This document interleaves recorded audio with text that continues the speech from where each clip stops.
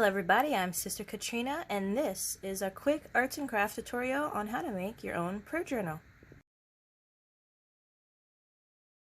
So what I did here was I just got some plain computer paper. You can get scrap paper, construction paper, whatever you have. You fold a bunch of it in half.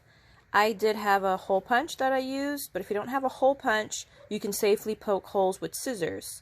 Okay? And then I have some ribbon. My favorite color is purple. And so I chose purple and I just wove it through. And now I have a book.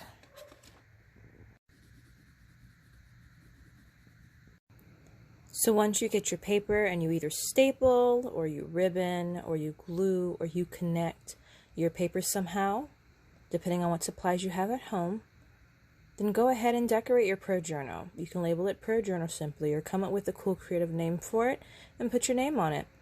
Every class, we're going to expect that you guys have all the basics, right? Which is the word, something to write with, your prayer journal, or any other paper to take notes with, okay?